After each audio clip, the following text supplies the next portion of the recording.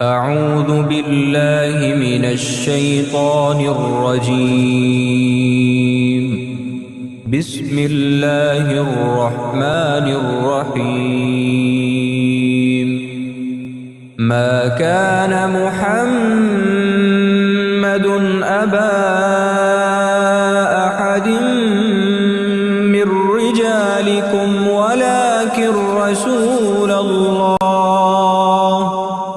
ولكن رسول الله وخاتم النبيين وكان الله بكل شيء عليما. بسم اللہ الرحمن الرحیم. الحمد للہ الذی نزل علی عبده الفرقان ثم جمعه فی صدره وعلمه البیان والصلاة والسلام علی معلم القرآن اہل المدر والوبر بافصح لسان واوضح بیان وعلی ورثة التطہیر وصحبته الذین اتبعوه بإحسان. ناظرین کرام، حضرت اعلیٰ قبلہ عالم رئیس المجددین فاتح قادیاں سیدنا پیر سید مہر علی شاہ گیلانی قدس سرہ العزیز نے ہدیۃ الرسول کے آغاز میں جو خطبہ تحریر فرمایا ہے، اس کے الفاظ میں نے آپ کے سامنے پڑھنے کی سعادت حاصل کی ہے. یہ خطبہ انتہائی مختصر اور نہایت جامع ہے. بالخصوص صنعت براعت استحلال کو اس خطبہ کی تحریر کے دوران پیش نظر رکھا گیا ہے، ملحوظ رکھا گیا ہے. ترجمہ سماعت فرمائیے اور ساتھ ساتھ اس خطبہ کے توضیحی نکات پر توجہ فرمائیں. الحمدللہ الذی نزل علی عبدہ الفرقان. تمام تعریفیں اللہ جل جلالہ کے لیے جس نے اپنے عبد خاص پر فرقان کو بالتدریج نازل فرمایا. سب سے پہلا لفظ جو اللہ تعالیٰ کی حمد کے بعد ذکر کیا گیا ہے وہ ہے عبدہ، اور اس لفظ کے اندر یہ اشارہ ہے، اس تصنیف کے اندر وضاحت ہے کہ قرآن فہمی کے لیے، قرآن کی صحیح سمجھ کے لیے بارگاہ رسالت مآب صلی اللہ علیہ وآلہ وسلم میں حاضری دیے بغیر چارہ نہیں ہے. اس لیے کہ جو سینہ قرآن کی تنزیل کے لیے منتخب ہوا وہ صدر محمد مصطفیٰ صلی اللہ تعالیٰ علیہ وآلہ وسلم ہے. حضرت نے یہاں قرآن کی جگہ پر فرقان کا لفظ استعمال کیا،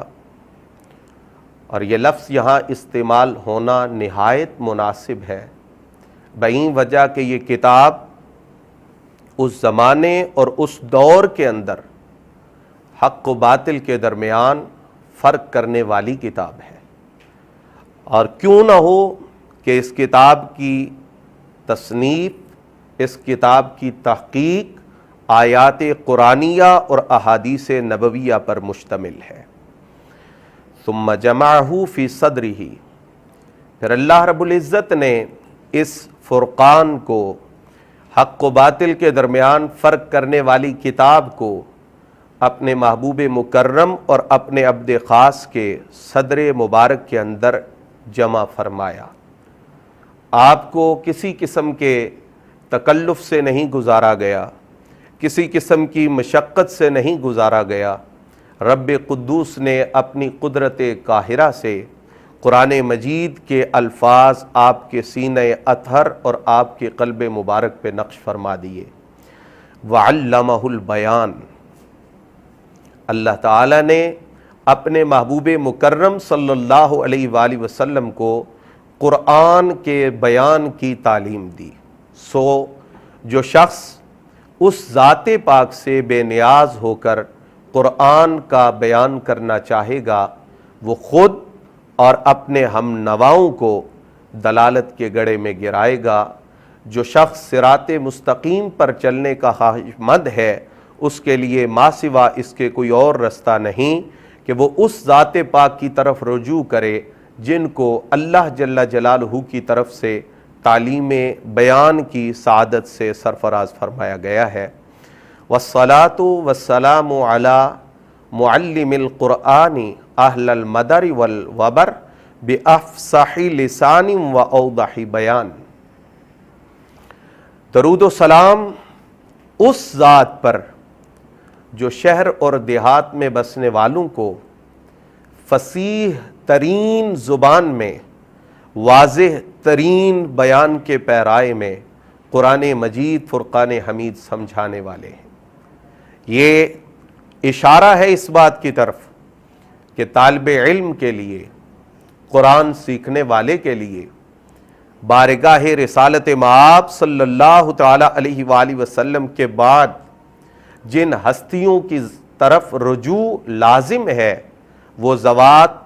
خوش نصیب ذوات ہیں جن کو رسول کریم صلی اللہ علیہ وآلہ وسلم کی صحبت نصیب ہوئی اور آپ کی بارگاہ سے براہ راست اکتساب فیض کا موقع نصیب ہوا۔ وَعَلَى وَرَثَةِ التطہیر، اور درود و سلام ہو وارثان تطہیر پر، اہل بیت رسول پر، رسول کریم صلی اللہ علیہ وآلہ وسلم کے مقدس گھرانے پر، اور زہ نصیب کہ اس وقت یعنی 19ویں صدی میں وقت کے بہت بڑے دجال اور وقت کے بہت بڑے فتنہ کا مقابلہ کرنے والی شخصیت کا انتساب اور نسبی تعلق بھی اسی گھرانے سے ہے جن کو اللہ تعالیٰ نے وارثان تطہیر ہونے کا شرف عطا فرمایا ہے۔ میری مراد قبلہ عالم سیدنا پیر مہر علی شاہ گیلانی قدس سرہ العزیز اس عالی خاندان کے فرد فرید ہیں۔ وصحبتہ الذین اتبعوہ بإحسان، اور آپ علیہ السلام کے اصحاب پر درود و سلام ہو جنہوں نے نیکوکاری میں، پرہیزگاری میں آقا کریم صلی اللہ علیہ وآلہ وسلم کی کامل اتباع کی۔ اور یاد رکھیں، اتباع، پیروی اس وقت تک ممکن نہیں جب تک حضور نبی کریم صلی اللہ تعالی علیہ وآلہ وسلم کی تعلیمات کا کامل فہم حاصل نہ ہو۔ سو آپ کی بارگاہ سے اس کامل فہم کا حصول سب سے پہلے اصحاب رسول کے مقدر میں آیا، اور پھر یہ فیضان امت مصطفیٰ علی صاحب الصلوات والتسلیمات میں آج تک تقسیم ہو رہا ہے۔ اما بعد، خطبہ اور اس میں حمد و صلات اور پاکیزہ کلمات کے ذکر کے بعد می گوید فقیر مہر علی شاہ عفا اللہ تعالی عنہ کہتا ہے، فقیر مہر علی شاہ اللہ جل جلالہ انہیں اپنی بارگاہ سے عفو کی خیرات نصیب فرمائے۔ یقیناً اللہ کے مقرب اور اللہ کے محبوب لوگ اللہ کریم کی عبادت کرتے ہوئے، اس کے دین کی خدمت کرتے ہوئے عاجزی اور انکساری کو اپناتے ہیں کہ این اجالا ایست۔ فرمایا، کہتا ہے فقیر مہر علی شاہ کہ یہ اجالا ہے، جلدی میں تھوڑے وقت میں لکھا جانے والا رسالہ، تھوڑے وقت میں لکھے جانے والی کتاب ہے، نافعہ جو اہل اسلام کے لیے اور جو لوگ فتنہ قادیانیت سے متاثر ہو رہے ہیں ان کے لیے نہایت نفع بخش ہے۔ وہ اس کے مطالعہ سے، وہ اس کو پڑھنے سے، وہ اس کے مضامین میں غور و فکر کرنے سے اپنے اشکالات کا ازالہ بخوبی کر سکتے ہیں۔ ووساوس در بیان آیات چند را دافعہ، اور فرمایا چند آیات کے بیان میں بعض لوگوں کو جو وسوسے لاحق ہوئے ہیں، یعنی مرزا غلام قادیانی، ان وسوسوں کو یہ رسالہ دفع کرنے والا ہے، دور کرنے والا ہے۔ مسمات بہدیت الرسول، اس کا نام رکھا گیا ہے ہدیت الرسول۔ والقبول هو المسئول، اور قبولیت ایسی چیز ہے جس کا سوال اللہ جل جلالہ کی بارگاہ سے کیا جاتا ہے۔ وغایت المعمول، اور اس کی بارگاہ میں قبولیت ہی غایت ہے مقصود کی۔ یہی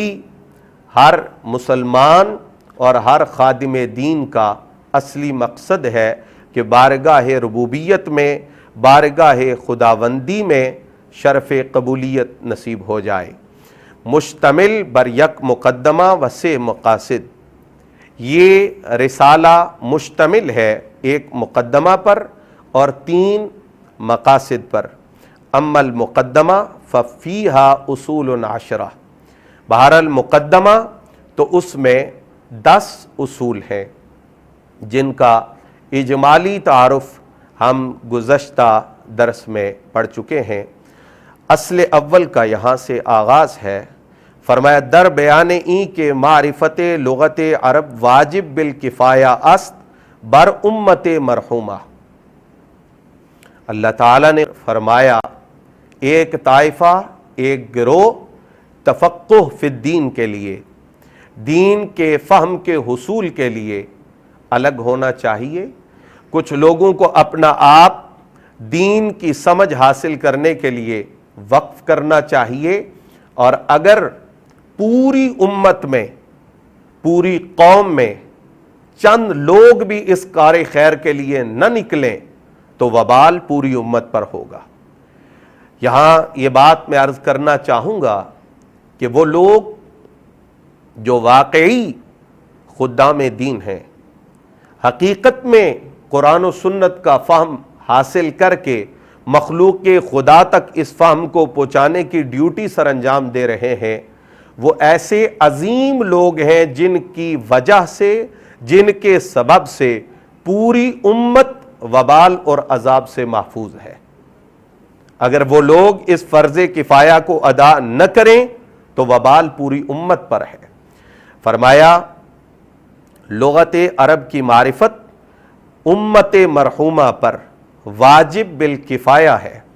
وہ ہر یکیرا مستحب و مندوب، اور ہر آدمی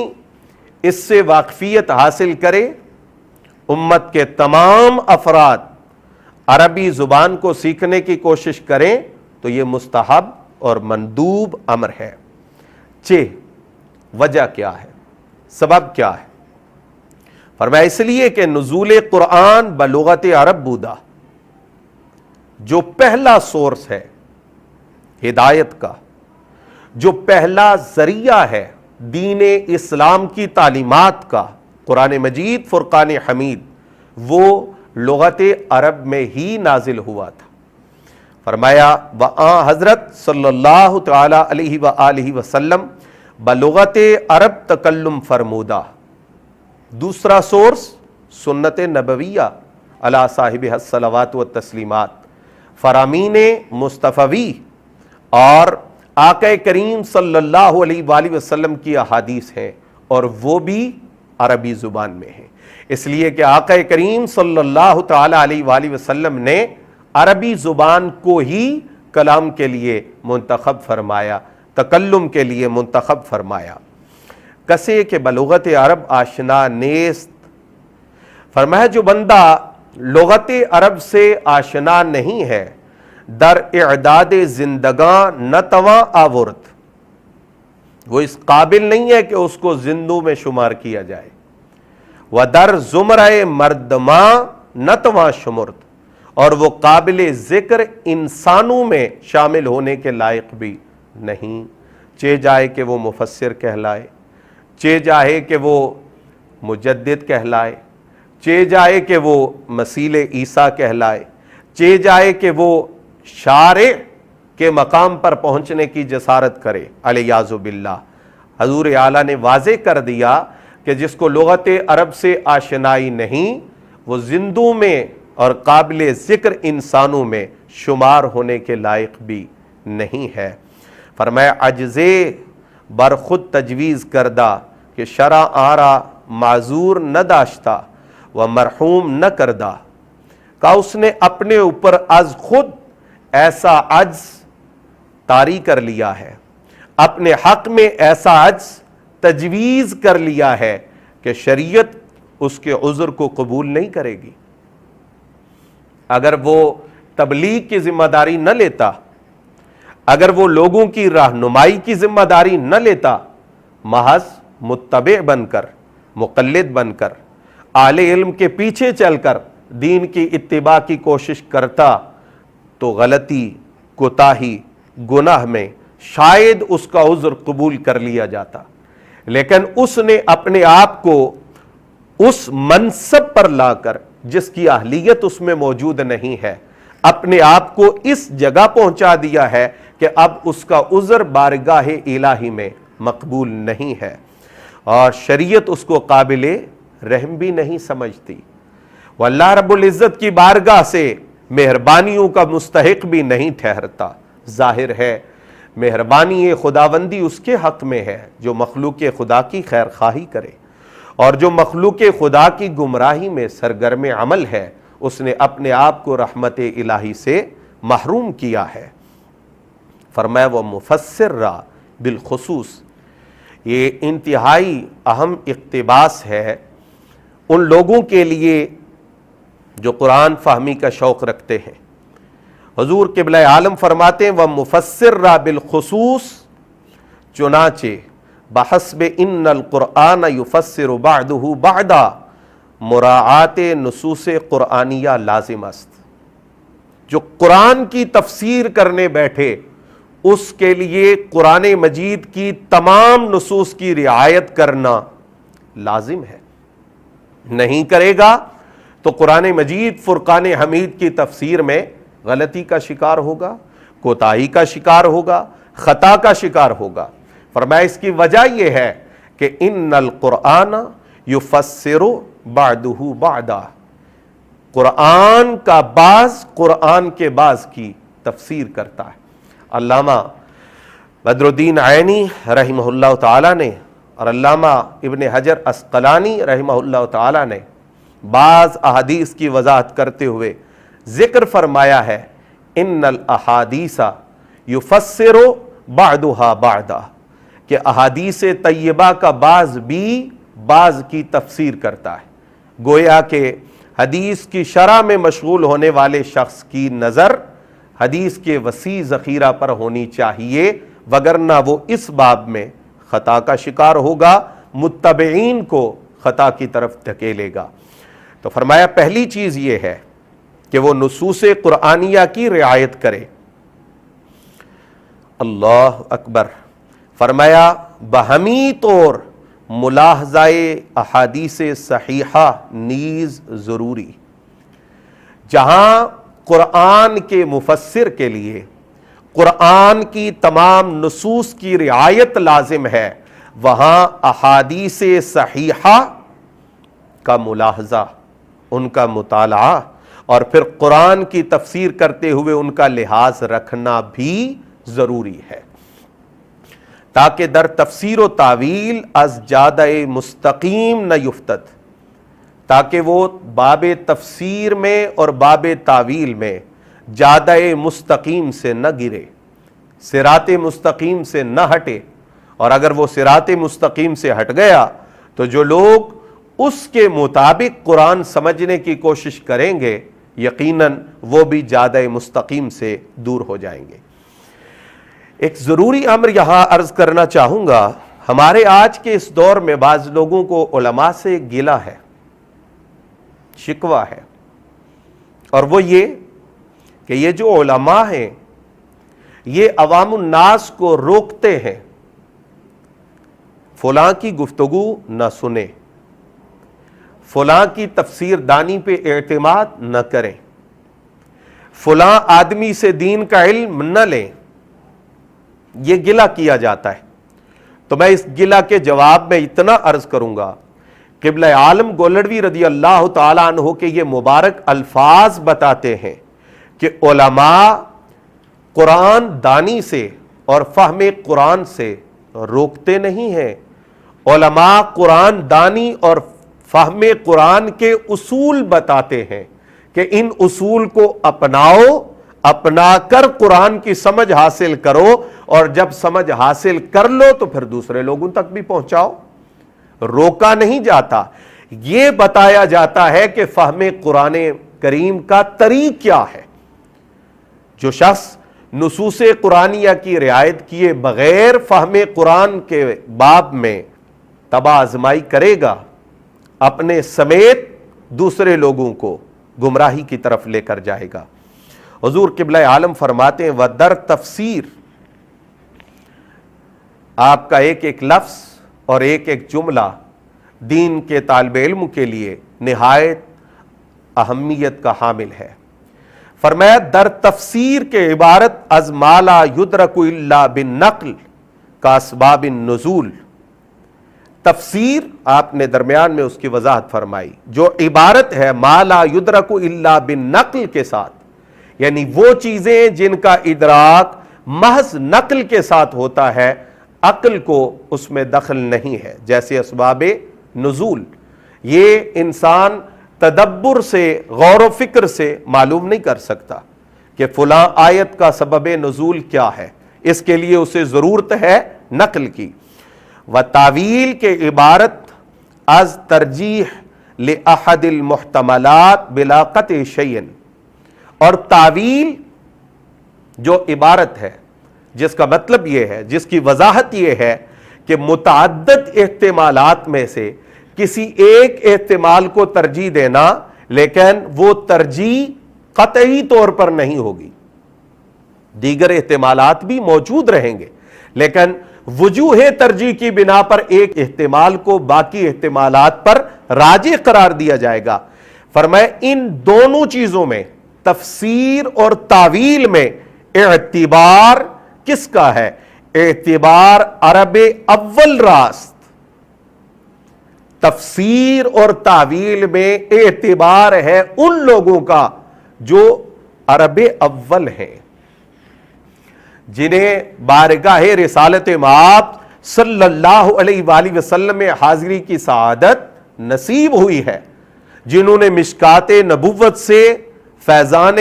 علم کو اپنے دامن میں سمیٹا ہے۔ فرمایا نہ موش گافان زمانے مارا، تفسیر اور تعویل کے باب میں ہمارے زمانے میں موشگافیاں کرنے والے لوگوں کا اعتبار نہیں ہے۔ حضرت نے موشگافان کا جو لفظ استعمال کیا ہے، اس میں ایک لطیف تعریض ہے، اور وہ یہ کہ کچھ لوگ جب قرآن مجید فرقان حمید کے فہم سے حظ حاصل نہیں کر سکتے، اصول اور ضوابط ان کے سامنے نہیں ہوتے، تو پھر وہ لوگوں کو قائل کرنے کے لیے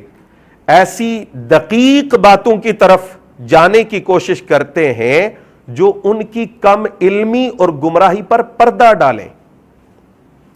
الجھا دیا بات کو، خلط مبس کر دیا تاکہ کوئی شخص بات کو سمجھ نہ سکے، جس طرح کے حیات مسیح کے مسئلہ کے اندر خلط مبس اور الجھاؤ کو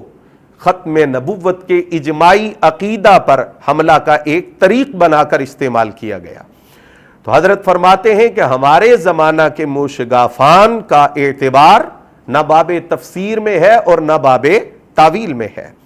فرمایا کہ محکم را متشابہ و معلوم را مجہول می سازن، جو بیچارے اپنی کم علمی کی وجہ سے محکم کو متشابہ سمجھے اور معلوم کو مجہول بنا دے۔ فرمایا چہ سنت الہیہ، اب اس پر دلیل کہ اعتبار کس کا ہے؟ عرب اول کا۔ اس پر دلیل یہ ہے فرمایا چہ سنت الہیہ براں رفتہ کہ اہل ہر ملک و ہر زماں را وضع و لغت عطا فرمودہ کے دیگراں ازاں محرومند و تہی دامن. اللہ جل جلالہ کی سنت، اللہ رب العزت کی عادت، اللہ رب العزت کا طریق یہ رہا ہے کہ وہ ہر ملک اور ہر زمانے کے لوگوں کو خاص وضع اور خاص لغت عطا فرماتا ہے جو انہی کا حصہ ہوتا ہے. دوسرے لوگ اس سے محروم ہوتے ہیں، دوسرے لوگ اس سے تہی دامن ہوتے ہیں. اب اگر دوسرے لوگوں کو اس لغت سے کچھ حاصل کرنا ہے تو رجوع کرنا پڑے گا ان لوگوں کی طرف جن کی وہ زبان ہے، رجوع کرنا پڑے گا ان لوگوں کی طرف جن کی زبان میں وہ صحیفہ نازل فرمایا گیا ہے. فرمایا وفائق تر از ہما در فہم مراد فہم مخاطب است. قابل توجہ ہے، پہلے تو وہ لوگ جن کی طرف اللہ جل جلالہ اپنا کلام نازل فرماتا ہے ان کے لیے ایک خاص حصہ ہے اس کلام کو سمجھنے کے حوالہ سے، کیونکہ ان کی مادری زبان میں وہ کلام اتارا گیا ہے. لیکن فرمایا اس کے بعد مراد کے فہم میں جو سب لوگوں پر فائق ہوگا وہ ہوگا جس کو مخاطب بنا کر براہ راست اس سے خطاب کیا جا رہا ہے. فرمایا عموماً در ہر نبی، یہ ضابطہ ہر نبی کے حوالہ سے، اس لیے کہ کتاب کا مخاطب بنیادی طور پر اللہ کا نبی ہوتا ہے جس کی طرف وہ کتاب اتاری جاتی ہے، اللہ کا رسول ہوتا ہے. فرمایا بدلیل تخصیص خطاب و تفویض و تبلیغ بدو. دلیل یہ ہے، یعنی فہم مراد میں سب پر فائق نبی کیوں ہوتا ہے؟ فرمایا اس لیے ہزاروں، لاکھوں، کروڑوں افراد میں سے جس ایک ہستی کو خطاب کے لیے خاص کیا گیا، چنا گیا، منتخب کیا گیا، وہ ہستی اس مقام پر ہے کہ اس کا فہم باقی تمام لوگوں کے فہم سے فوقیت رکھتا ہے. فرمایا وَتَفْوِيض بَتَبْلِيغِ بَدُو. اور دوسری دلیل یہ ہے کہ نبی کو اس کلام کی تبلیغ سپرد کی جاتی ہے، اور ظاہر ہے جو دوسروں کو وہ کلام پہنچائے گا اس کا اپنا فہم اگر باقی لوگوں کے فہم کے برابر ہو تو پھر اس کا مبلغ ہونا، باقی لوگوں کا سامعین ہونا کوئی وجہ نہیں رکھتا. یہ مبلغ ہے اور اولاً مبلغ ہے، یہ اس بات کی دلیل ہے کہ اس کا فہم باقی تمام افراد کے فہم پر فوقیت رکھتا ہے، فضیلت رکھتا ہے. فرمایا وَدَّرْ مَا نَحْنُ بِصَدَدِهِ خصوصاً. فرمایا یہ عمومی طور پر آپ سمجھ رہے ہیں کہ پہلے فرمایا تمام اہل زبان کو باقی لوگوں کی نسبت زیادہ فہم حاصل ہوتا ہے، پھر جو نبی ہوتا ہے اس کا فہم اہل زبان میں سب لوگوں پر فائق ہوتا ہے. اس کے بعد سید الانبیاء کی بات فرمائی. فرمایا خصوصاً جس حوالہ سے ہم گفتگو کر رہے ہیں، جس گفتگو اور کلام کے ہم در پہ ہیں، اس میں وہ ذات جس کو مخاطب بنایا گیا، وہ ذات جس کے ذمہ قرآن مجید کی تبلیغ اولاً فرمائی گئی، وہ فوقیت فضیلت کے اس مقام پر ہے جس مقام پر کسی کی بھی رسائی نہیں. وجہ فرمایا از برائے کے حضرت صلی اللہ علیہ وآلہ وسلم چونکہ موعود ان بوعدہ ثم ان علینا بیانہ. آپ صلی اللہ علیہ وآلہ وسلم موعود ہیں اس وعدہ الہیہ کے ساتھ. وعدہ کیا ہے؟ ثم ان علینا بیانہ، پھر ہمارے ذمہ کرم پر ہے اس کتاب کا بیان. تو جب اللہ جل جلالہ نے کتاب کا بیان اپنے ذمہ کرم پہ لیا ہے تو جس ذات کو علمہ البیان کا شرف ملا وہ ذات ہمارے آقا و مولا صلی اللہ علیہ وآلہ وسلم کی ذات ہے. فرمایا ونیس مرور است وراثت اوتیت علم الاولین والآخرین، اور فرمایا خاص رسول پاک کی ذات ہی وہ ذات ہے جن کے لیے اولین و آخرین کے علم کی وراثت ثابت ہے۔ یہ جو مضمون ہے علمت علم الاولین والآخرین، یہ کئی احادیث طیبہ سے ثابت ہے۔ تجلی لی کل شیء اسی مضمون کی تائید کرتی ہے۔ حضور کا ما کان و ما یکون کا علم رکھنا اسی بات کی تائید ہے۔ سلونی عما شئتم اسی بات کی تائید ہے۔ اوتیت مفاتیح خزائن الارض اسی بات کی تائید ہے۔ فرمایا وَأَز ہمیں جائے اجازت سلونی عما شئتم سر برزدہ، فرمایا اسی بنا پر ہمارے آقا صلی اللہ علیہ وآلہ وسلم کی بارگاہ سے اوپنلی عمومی طور پر بغیر کسی قید کے، بغیر کسی پابندی کے فرمایا گیا سلونی عما شئتم۔ سوال سامعین کی مرضی کا ہوگا اور جواب میری بارگاہ سے انہیں عطا فرمایا جائے گا۔ فرمایا لا جرم، اب یہ ریلیونسی ہے، یہ درمیان میں آپ نے آقا کریم صلی اللہ علیہ وآلہ وسلم کا قرآن مجید، فرقان حمید اور وحی الہی کے ساتھ جو خصوصی تعلق ہے اس کو بیان کیا، اور اس کے بعد فرمایا کہ جب ہمارے آقا صلی اللہ علیہ وآلہ وسلم کا یہ مقام ہے تو لا جرم، کوئی شک باقی نہیں رہا کہ کلام شریف او صلی اللہ علیہ وآلہ وسلم در بیان مراد کلام او سبحانہ واجب الرعایہ و ضروری الاصغاء خواہد بود۔ قرآن کو سمجھنے کے لیے، اللہ کی مراد کو سمجھنے کے لیے حضور نبی پاک صلی اللہ علیہ وآلہ وسلم کا کلام واجب الرعایہ ہے، اس کی رعایت کرنا ضروری ہے، لازمی ہے۔ وَضَرُورِيُّ الْإِصْغَاءِ خواہد بود، اور اس کلام کو غور سے سننا، اس میں تدبر کرنا، اس کو اپنے سینہ میں محفوظ کرنا، یہ فہم قرآن کے لیے از بس ضروری ہے۔ فرمایا قال الشافعی رحمہ اللہ تعالی کل ما حکم به رسول اللہ صلی اللہ علیہ وآلہ وسلم فہو مما فہمہ من القرآن۔ فرمایا آقا علیہ الصلوۃ والسلام کے جتنے بھی فیصلے ہیں وہ آپ علیہ الصلوۃ والسلام نے قرآن مجید، فرقان حمید کے فہم کے مطابق ارشاد فرمائے۔ یعنی آسان اور سادہ لفظوں کے اندر اگر آپ پوچھیں کہ حدیث کیا ہے، سنت کیا ہے، تو ہم یہ کہہ سکتے ہیں کہ قرآن مجید کی وہ تفسیر جو زبان رسالت اور افعال رسالت سے وجود میں آئی، اس کو حدیث اور سنت سے تعبیر کیا جاتا ہے، اور اس کے بغیر قرآن مجید کا فہم ممکن نہیں ہے۔ فرمایا اللہ رب العزت نے ارشاد فرمایا انا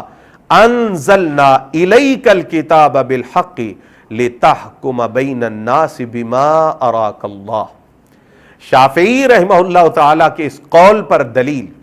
کہ آپ جو بھی فیصلہ فرماتے ہیں وہ دراصل فہم قرآن ہوتا ہے جو آپ اپنی امت تک پہنچانے کا فریضہ سر انجام دیتے ہیں۔ اللہ کریم نے ارشاد فرمایا ہم نے آپ کی طرف کتاب نازل فرمائی حق کے ساتھ تاکہ آپ لوگوں کے درمیان فیصلہ کریں اس علم کے ساتھ جو اللہ کریم کی بارگاہ سے آپ کو عطا فرمایا گیا ہے۔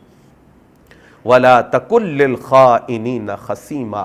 اور جو خیانت کرنے والے لوگ ہیں آپ ان کی طرف سے خصومت نہ فرمائیں، ان کی طرف سے خصومت نہ کریں۔ دوسرے مقام پر اللہ رب العزت نے ارشاد فرمایا وَمَا أَنزَلْنَا عَلَيْكَ الْكِتَابَ إِلَّا لِتُبَيِّنَ لَهُمُ الَّذِي اخْتَلَفُوا فِيهِ، ہم نے آپ کی طرف یہ کتاب اور یہ قرآن نازل ہی اس لیے کیا ہے کہ آپ امت کے اختلافات کا فیصلہ کریں، امت کے اختلافات میں واضح بیان ارشاد فرمائے، امت کے اختلافات کی تبیین اور توضیح کر کے اس کا حل آپ انہیں عطا فرمائیں۔ وَهُدًى وَرَحْمَةً لِقَوْمٍ يُؤْمِنُونَ، یہ کتاب ایمان والی قوم کے لیے ہدایت بھی ہے اور رحمت بھی ہے۔ قابل توجہ، قرآن کا ہدایت اور رحمت ہونا بعد میں بیان کیا گیا، اور رحمت عالم صلی اللہ علیہ وآلہ وسلم کو جو اس کتاب کا فہم دیا گیا ہے اس کا ذکر پہلے کیا گیا۔ نتیجہ یہ ہے، یہ کتاب ہدایت اور رحمت اسی کے حق میں بنے گی جو فرامین مصطفیہ علی صاحب الصلوات والتسلیمات کو فہم قرآن میں ملحوظ رکھے گا، اور جو آپ علیہ الصلوۃ والسلام کے فرامین کو نظر انداز کرے گا، نہ وہ قرآن مجید سے ہدایت حاصل کر سکتا ہے، نہ وہ رحمت الہی کا مستحق بن سکتا ہے۔ سورہ نحل کی آیت نمبر 64 تھی، اس کے بعد سورہ نحل آیت نمبر 44 ہے۔ اللہ کریم ارشاد فرماتا ہے وَأَنزَلْنَا إِلَيْكَ الذِّكْرَ لِتُبَيِّنَ لِلنَّاسِ مَا نُزِّلَ إِلَيْهِمْ، فرمایا ہم نے آپ کی طرف ذکر کو نازل فرمایا تاکہ آپ لوگوں کو بیان کر کے بتائیں کہ ان کی طرف کیا نازل کیا گیا۔ جو چیز ان کی طرف نازل کی گئی ہے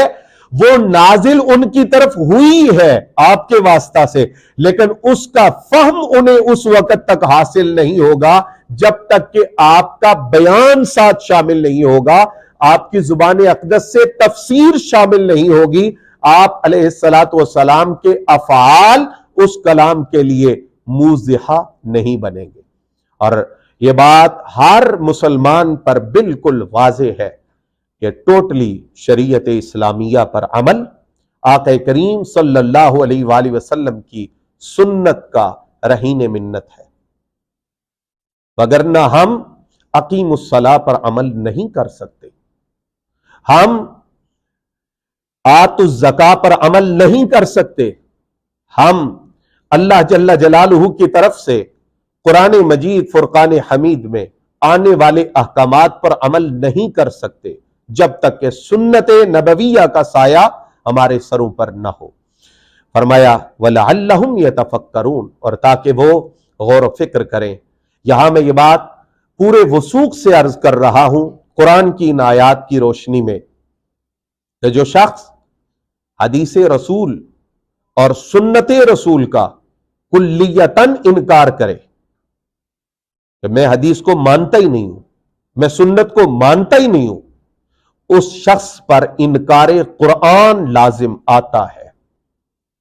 اس لیے کہ تبیین جو آپ علیہ الصلوۃ والسلام نے فرمائی وہی تو سنت ہے،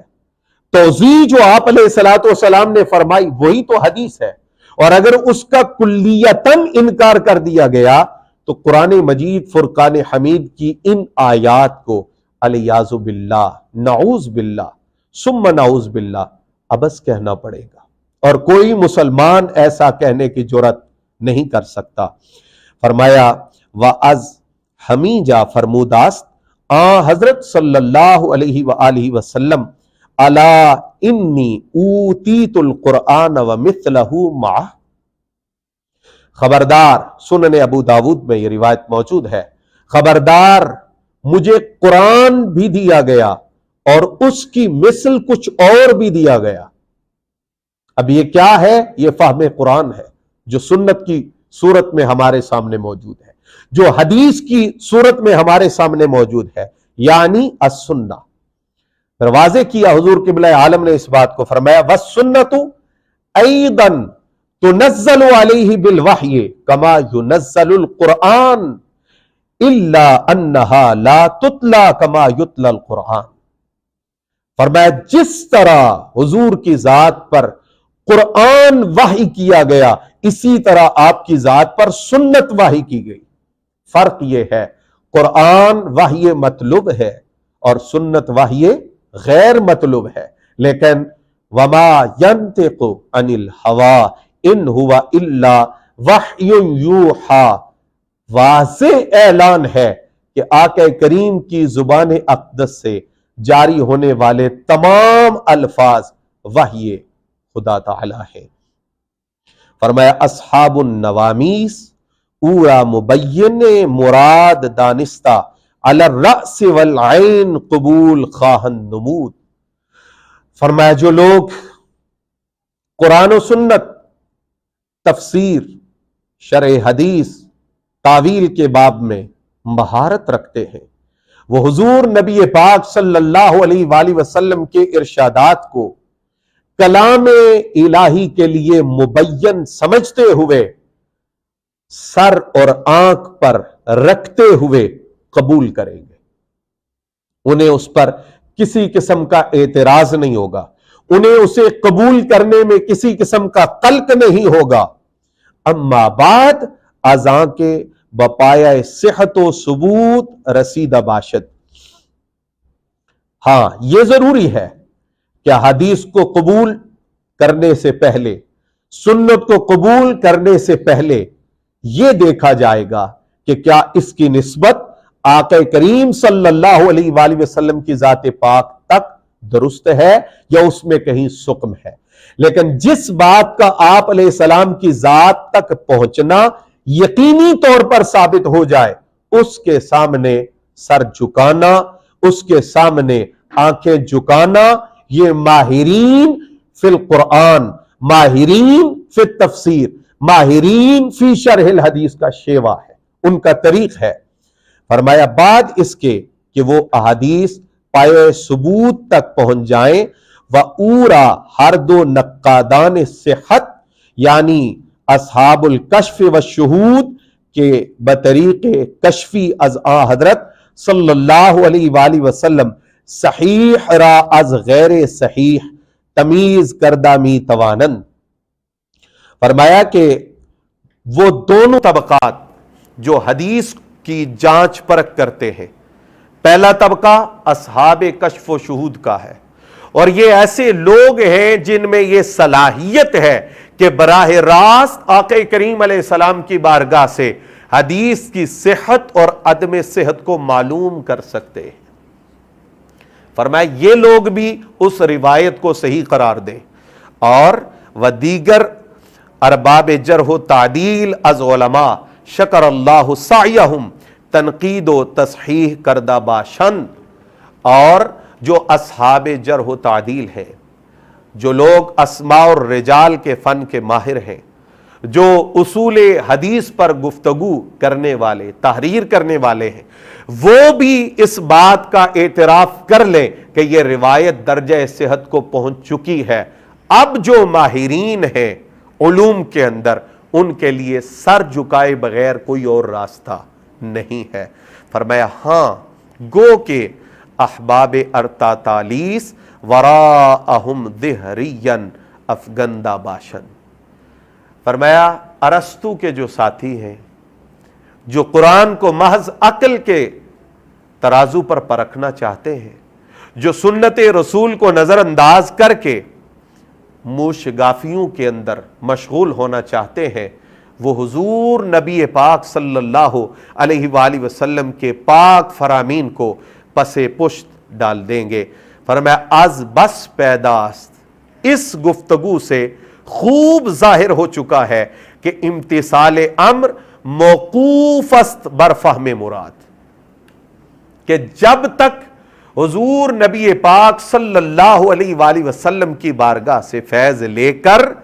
قرآن مجید کے الفاظ کو نہ سمجھا جائے، اس وقت تک قرآن مجید پر عمل ممکن نہیں ہے۔ جب قرآن مجید پر عمل ممکن نہیں ہے تو اس کلام کے نزول کی غرض و غایت پھر کیا ہوگی؟ تو قرآن مجید کے نزول کی غرض سمجھنے کے لیے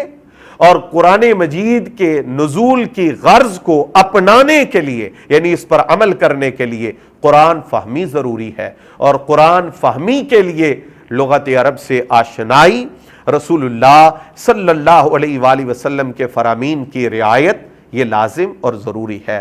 فرمایا وَأَعْلَى طُرُقِ فہم اولاً شہادت قرآن کریم است۔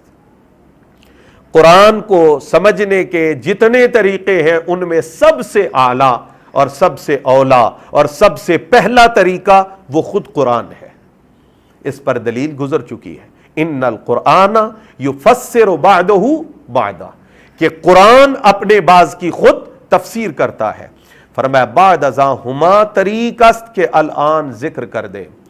فرمایا اس کے بعد وہی طریق ہے جس کو ابھی ہم نے ذکر کیا، کیا؟ سنت رسول، حدیث مصطفیٰ، بعد ازاں تفسیر صحابی، یہ چیز نہیں آئی ہے۔ فرمایا اس کے بعد صحابی کی تفسیر، تو اس پر دلیل چاہیے کہ صحابی کی تفسیر کیوں معتبر ہے، صحابی کی تفسیر کا کیوں اعتبار کیا جائے گا؟ فرمایا کہ شاہد مجلس وحی است، صحابی وہ ہے جو مجلس وحی کا گواہ ہے، جو فہم اس کا ہے وہ متاخرین کو حاصل نہیں ہو سکتا،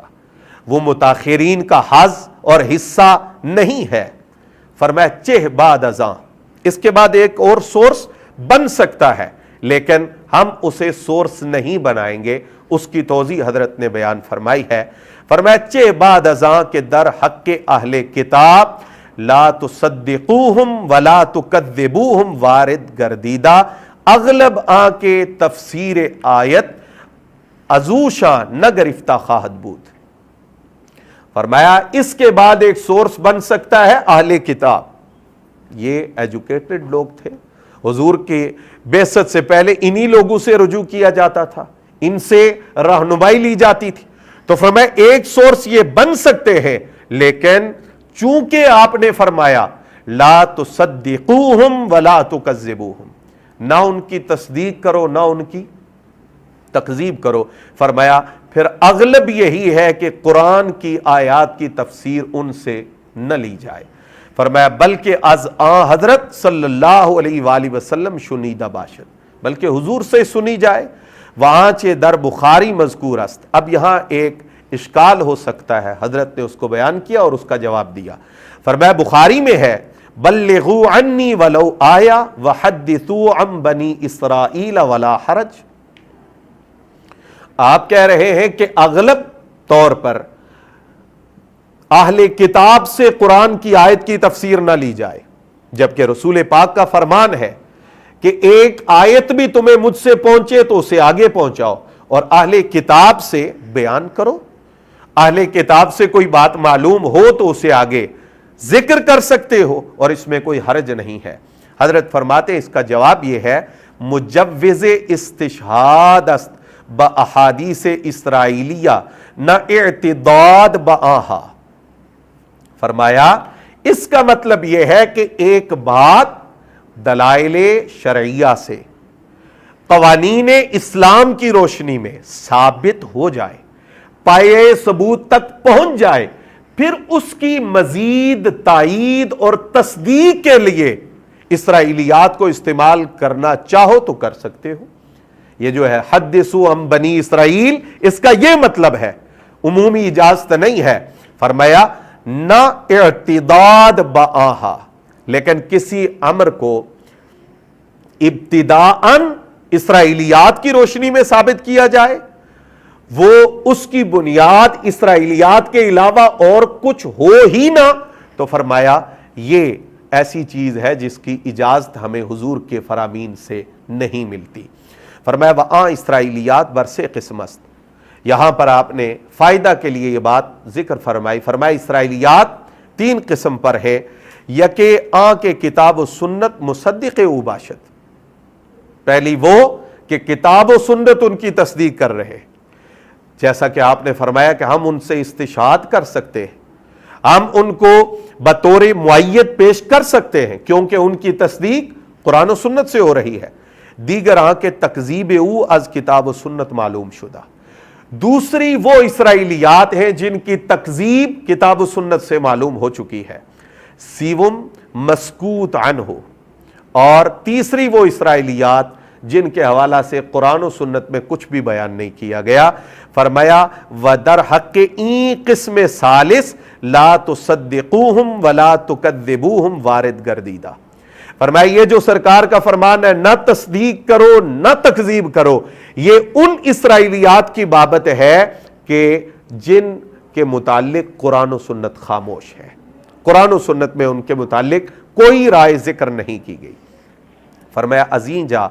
فہمیدہ باشی کسے کے قبل از مراعات سائر نصوص قرآنیہ، یہ بڑا اہم اقتباس ہے، اور بالخصوص مرزائیت اور قادیانیت کی تردید کے لیے یہ اہم بنیاد ہے، اور اس کے علاوہ جتنے گمراہ فرق ہیں ان کی تردید کے لیے یہ ایک ضابطہ ہے جو اس پہرے اور اس اقتباس کے اندر حضور اعلیٰ قبلہ عالم سیدنا پیر میر علی شاہ صاحب رضی اللہ تعالیٰ عنہ نے ذکر فرمایا۔ فرمایا اس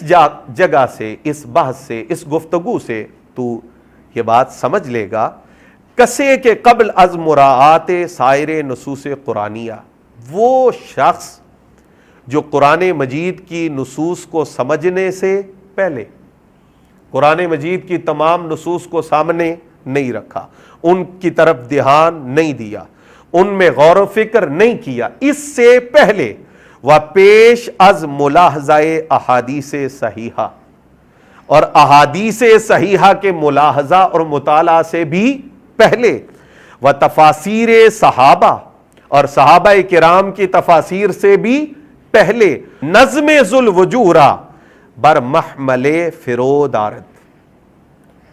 نظم ذو الوجوہ وہ قرآن جس کے الفاظ میں متعدد وجوہ تفسیر کی موجود ہے، متعدد احتمالات موجود ہیں، ان متعدد احتمالات میں سے ایک محمل متعین کر لیتا ہے محض اپنی سوچ سے۔ نہ اس نے قرآن کی نصوص پر دھیان دیا،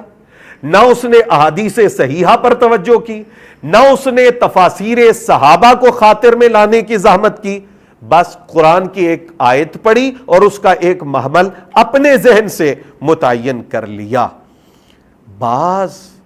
نظر توجہ بجانب آہا افگندہ، اس کے بعد اس نے نظر ڈالی یا کسی نے اسے نظر ڈالنے پر مجبور کر دیا کہ بھائی ان نصوص قرآنیہ کو دیکھو، ان احادیث طیبہ کو دیکھو، ان تفاسیر صحابہ کو دیکھو، یہ تو تمہارے فہم اور تمہارے سمجھے ہوئے مفہوم کے خلاف جا رہی ہیں۔ تو اب اس نے کیا کیا؟ بلحاظ تخالف مضمون احادیث با معنی مزعوم خود، جب اس نے دیکھا کہ جو معنی میرا مزعوم تھا، جو میرے ذہن میں، میرے ذہن میں تھا، یہ نصوص تو اس کے خلاف جا رہی ہیں، تو اس نے کیا کیا؟ آہارا از موضوعات قرار دہت، اس نے آسان رستہ تلاش کیا اور اس نے کہا کہ میں ان احادیث کو مانتا ہی نہیں ہوں، یہ من گھڑت ہیں، یہ موضوعات ہیں، یہ جعلی ہیں، ان کی حیثیت مسلم نہیں ہے۔ اس نے یہ طریق اختیار کیا، یا مؤول سازت، یا پھر اس نے حدیثوں کی اور قرآن کی آیتوں کی تعویل کرنا شروع کر دی۔ سخت غلط کردہ باشد، ایسے شخص نے بہت غلط کیا۔ میں آپ کو آسان لفظوں میں عرض کر رہا ہوں، موقف پہلے بنایا جائے، دلائل بعد میں تلاش کیے جائے، نظریہ پہلے اپنایا جائے، اس پر تحقیق بعد میں کی جائے، اور پھر جب تحقیق اس نظریہ کے خلاف نکلے تو کبھی تعویل کی راہ، کبھی آزار ضعیفہ، کبھی مختلف قسم کے احتمالات کو ذکر کر کے خلط مبس کا رستہ اختیار کرنا، اپنے باطل نظریہ کو مروج بنانے کے لیے اس قسم کے راستے اختیار کیے جاتے۔ گویا کہ مخصص را معارض، چنانچہ در الا ما ملکت ایمانکم وان تجمعوا بین الاختین، گویا کہ وہ شخص چونکہ اصول قرآن فہمی سے ناآشنا ہے، تو جہاں وہ بہت ساری غلطیوں کا ارتکاب کرے گا، ان میں سے چند اغلاط یہ ہیں، گویا کہ وہ مخصص کو معارض بنا دے گا، جس طرح قرآن کریم میں الا ما ملکت ایمانکم، اب یہ ما قبل کلام کے معارض کلام نہیں ہے، اس کے لیے مخصص ہے، لیکن وہ نا سمجھی کی بنا پر اس کو معارض سمجھ لے گا۔ وَأَن تَجْمَعُوا بَيْنَ الْأُخْتَيْنِ، یہ ما قبل کے لیے مخصص ہے، اس کا معارض نہیں ہے، لیکن نا فہمی کی وجہ سے وہ اس کو معارض سمجھ لے گا۔ وَمُحْكَمْ را مؤول، اور محکم کو مؤول سمجھ لے گا، چنانچہ در بر رفعہ اللہ الیہ، جس طرح کہ اللہ جل جلالہ کا فرمان بر رفعہ اللہ الیہ، یہ کیا ہے؟ محکم ہے، لیکن وہ اس میں تعویلیں ڈھونڈتا پھرے گا، جس طرح کہ مرزا غلام قادیانی نے اس لفظ کے صریح ہونے کے باوجود، اپنے معنی میں محکم ہونے کے باوجود اس کی تعویلات فاسدہ کی۔ محکم و نص در رفع جسمی ان قریب خواہی دانست۔ قبلہ عالم فرماتے ہیں کہ مسئلہ رفع جسمی میں حضرت سیدنا عیسیٰ علیہ السلام کا رفع روح محل جسد ہونا، اس حوالہ سے جو نصوص محکم ہیں یا نص ہیں اپنے مضمون میں، ان کا بیان ان قریب اے مخاطب، اے کتاب کو پڑھنے والے تو جان لے گا۔ این جا تقلید و نقل و مراعات طرق فہم مراد بکارست نہ آزادی۔ آپ فرماتے ہیں کہ یہاں پر تقلید، نقل اور فہم مراد کے طرق سے کام ہے، ان کو کام میں لانا ہوگا، انہیں لازم پکڑنا ہوگا، نہ آزادی و محض عقل و ذہول از طرق مذکورہ مثل فرقہ نیچریہ و مرزائیہ۔ فرمایا نہ کہ آزادی، ان اصول سے آزادی، قرآن و سنت کی جو مختلف مقامات ہیں